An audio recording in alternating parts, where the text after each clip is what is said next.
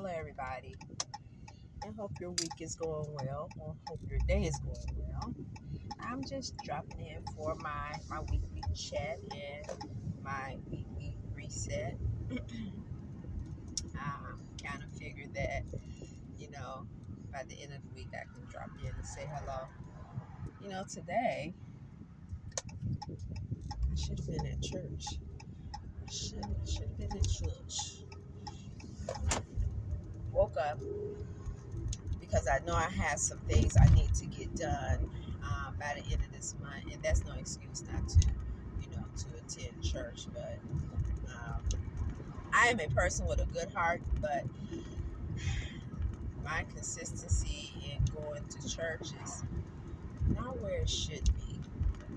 But anyway, um, we'll work on that. So I dropped in today just to have a quick book check with you guys.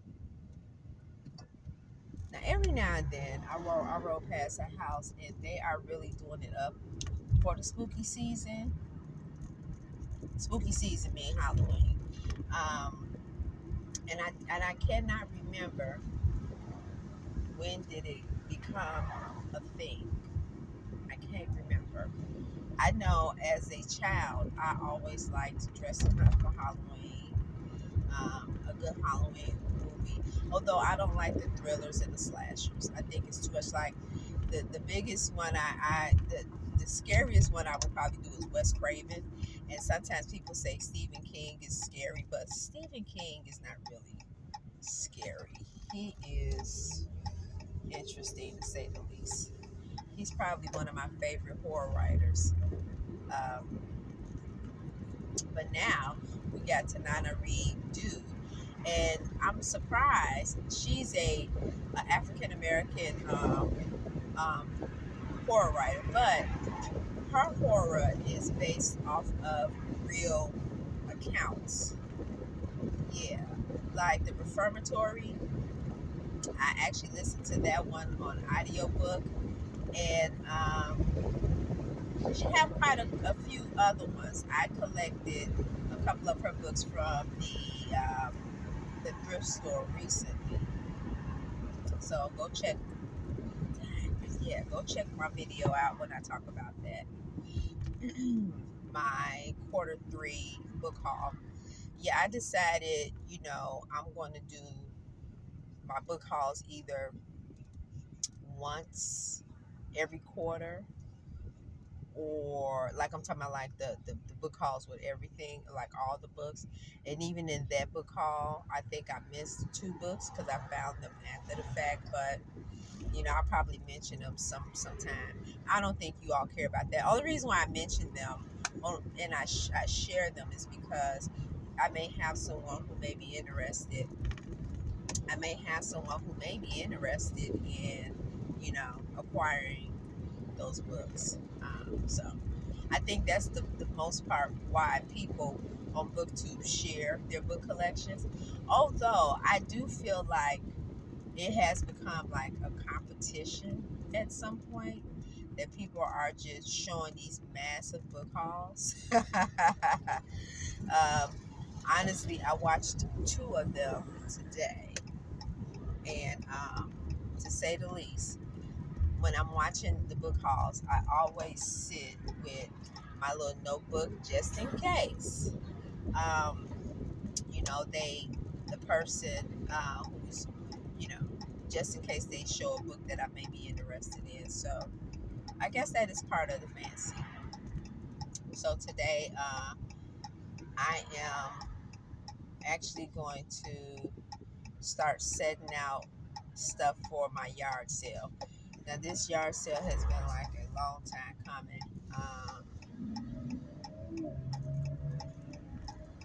Let's see.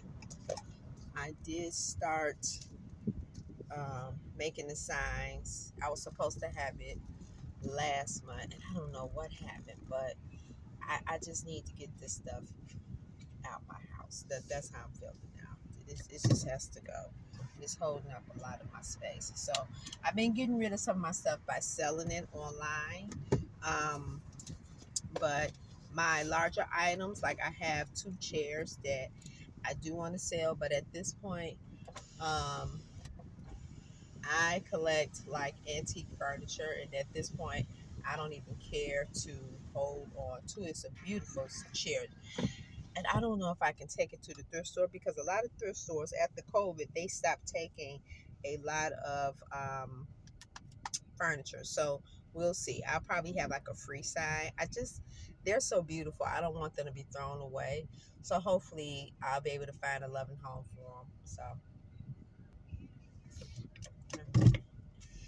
So um, as I was saying about my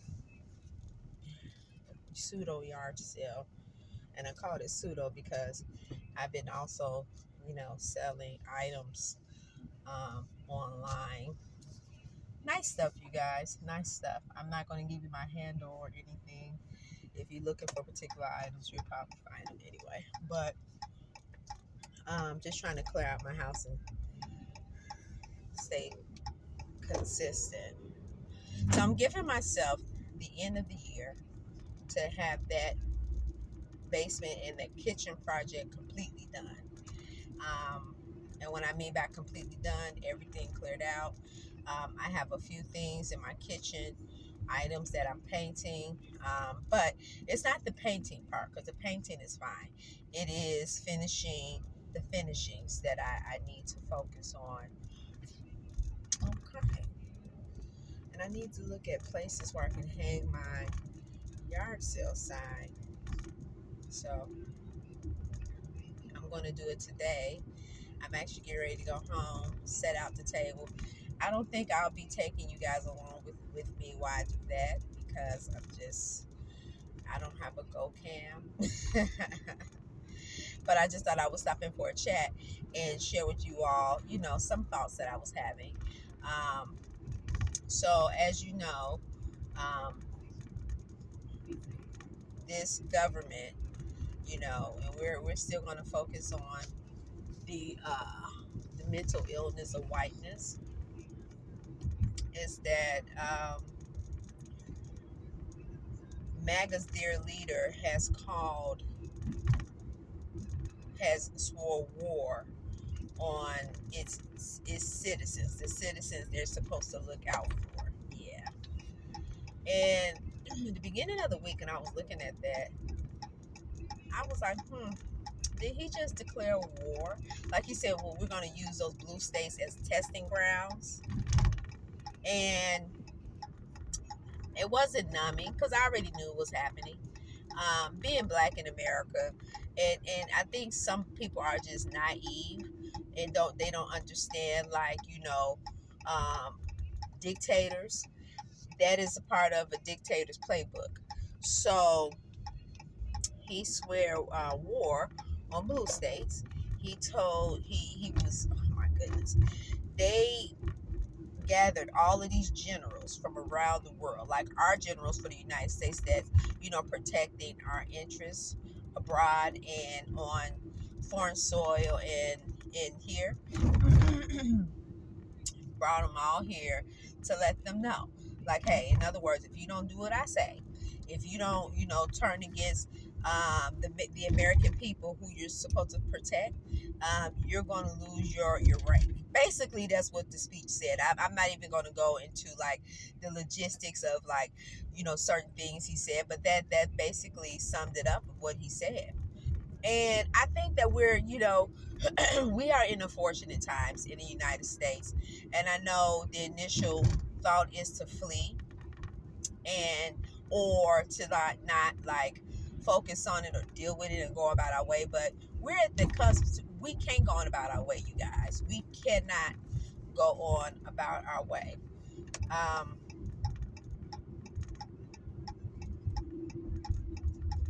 and it's time for us to start. Well, it has been time. It's been time for me. This is another reason why I am doing like a thorough clean of my I need to pull over.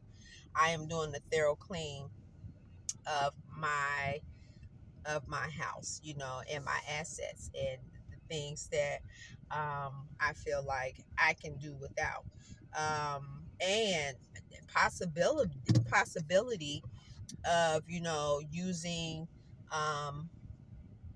my space to house in, or temporarily, like, like an overnight situation for, you know, um, for people who may need somewhere to sleep for a few days, like. And yeah, I mean, I'm thinking along those terms. And not to say I'm going to open up my house as a shelter, because I may need shelter myself. Like, just this, y'all, I'm just being frank. But, to have that mindset that if somebody needed somewhere to stay for a few days, I have the space to accommodate a couple of people. So, along those lines. Also, so I don't want to make it jury. I really didn't want to talk about politics, but I just had to say that because that was heavy on my heart during the week. But I do want to talk about some of these books that I read. Well, one that I'm reading, three that I'm reading. Okay, so currently I'm reading Combi. It's about Harriet Tubman's part in the, let me say this right, Kobahachi raid. It's very good. It's an extremely emotional read. I left off at the part where the author stated that she's going to talk about like the individual slave journeys, like once they were freemen. So I thought that was a good place to leave off at. So I will be picking that back up sometime later on today. Um, right now, I just need some fun and fuzzy reads, but I did finish this book. What is it called? The Last White Man. And I just thought this one was so funny. This is about basically white people waking up and they're turning, to black citizens, like African Americans or just black, people in general, and how they're dealing with it. It's part human satire and it's part of the realism that the concept is genius. Like, America is brownie. Anytime, someone of non-melanin have a child with someone who is melanin, that child eventually, your bloodline will eventually be melanin. That's just how life goes. So that is good. But a book that I pulled, and I was like, okay, so I like reading motivational books, and I never heard of this cat before. His name is Alec Toussaint. Apparently, he was an NBA basketball player, so he wrote this motivational memoir, and it is so funny. It is so freaking funny. So yeah, I wonder if he wrote this, like, I mean, I'm quite sure, he had an editor, to edit, like some of the things, but I mean, he has such a keen sense of humor. But the premises of the book is that Alex Toussaint, he's talking about, it's a motivational book, and I'm halfway through it, but he's talking about, how he was reared. His parents, they sent him to a military school, I think when he was like maybe in middle school. And so how his parents, they left him off, and then his dad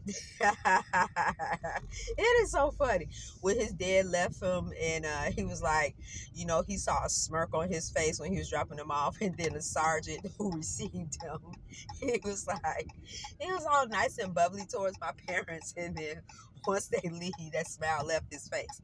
Of course it's gonna leave his face. He ain't your friend. I thought that was so funny. But then he goes on to talk about, like the beginnings of how, not really struggled, but he had to, simulate in that type of atmosphere where he is like responsible, for taking care of himself. And that's one thing I will say, I think every person should do like a military assignment. I know in some countries, their citizens are required to do some type of military, to be in the military for like at least a year or something like that, to get back to the country. So, but that was that was so that's kind of sort of where I left off at. It was some other things too, but I don't want to tell you everything in the book, because if I do, you won't go and get the book. But it's a great motivational book. especially if you have young people in your life. I think after I finish reading this, I'm going to, encourage my son to read it. Um, so yeah, so I'm reading that, and then also I'm reading Moby Dick, and I forget the branch of mental illness, the sailor, the sea captain Ahab. When you read this stuff over and over again, this is my first time reading it on a physical book, but I've listened to it on an audiobook. You forget, and I guess I didn't have the words to express it, but Ahab, he really has a mental illness, and that's one thing that they don't point out in the book, but it's a good book. I liked it in the past, listening to the audiobook, and so yeah, I'm reading it right now. I don't think this is one of those books that I will be highlighting. It's not that, but it is a good book. So what else? What else did I run across? I did finish a couple of books, uh, but they were like middle school books, and oh, The Measure of a Man by Martin Luther King. Yeah, that one was a good. That was a quick read. That was one of my motivational books, and that's why I picked up this one. So, um, that one is actually absolutely good. It's three essays. Martin Luther King wrote, and the first one is the measurement. No, what is man? And he pondered this question, and at the quoting like these great philosophers, and then he goes into his meaning of what is man. Really good, you guys. Stellar, stellar, stellar. And there were two more. I forget the name of them, but um, when I do my book review for the year, because that's when I'm going to do it, I'm going to give like a summary of all the books I read. That's how I think I'm going to do it. And then starting off, I guess after that, I will probably do like um, monthly wrap ups or something like that. But yeah, it was really good. I've read that book a couple of times before, and it's always good to just have something like that accessible for a quick motivation. And reading King always motivates me. So I'm not going to make this blog today long. I just drop in to say hi, and I hope everyone is having a beautiful day wherever they are in the world. And so I will chat with you soon.